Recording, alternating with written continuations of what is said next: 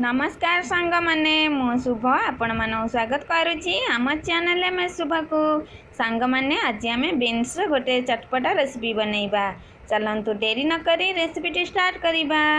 से मु गोटे प्लेट नली से मु गोटे छोट चम्मच हल्दी गुंड देदेली।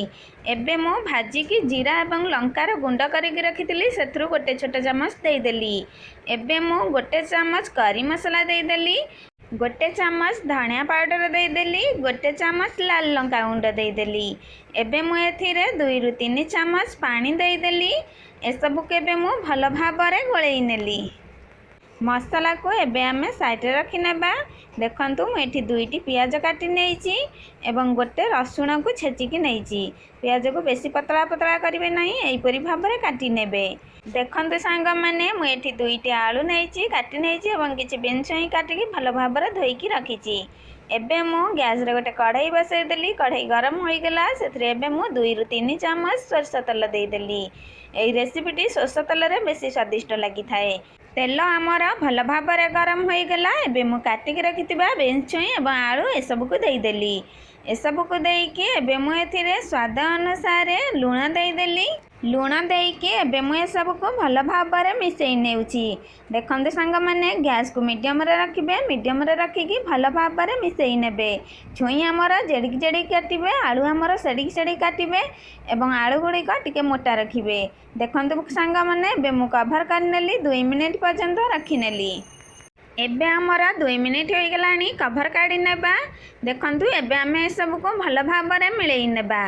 सांग माने आउ गोटे मिनिट पर्यंत एसबू को आमे भल भाव भाजी नेबा। देखंतु सांग माने छुई गुडा आमर केते गोटी गोटी अछि, बिल्कुल भी भांगी नाही।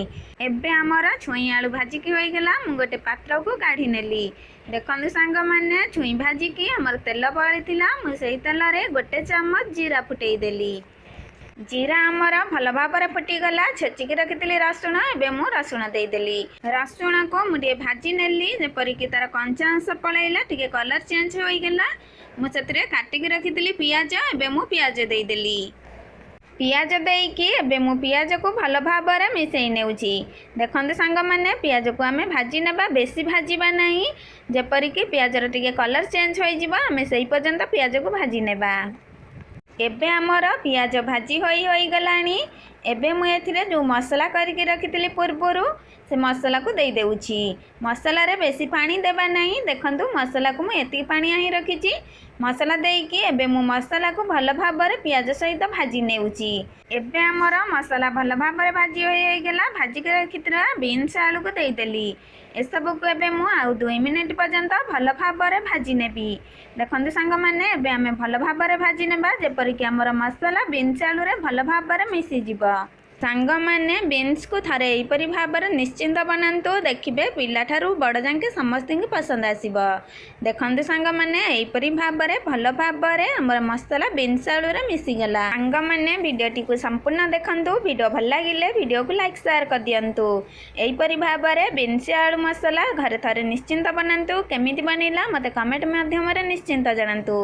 मोर रेसिपी वीडियो जदि आपण मानू भल लागिची वीडियो को लाइक शेयर करबा सहित चैनल रे जदि नुआ अछंती तबे चैनल को सब्सक्राइब कर दियंतु। चैनल रे आगो को शेयर हेबा को थिबा नुआ नुआ रेसिपी वीडियो जदि आपण माने देखिबा को चाहुचंती तबे चैनल रो नोटिफिकेशन बेल आइकन को ऑन कर दियंतु। सांग माने आपण मानक सहयोग करे आज आम चैनल एमएस शुभ एते आगो को आसी पारिची।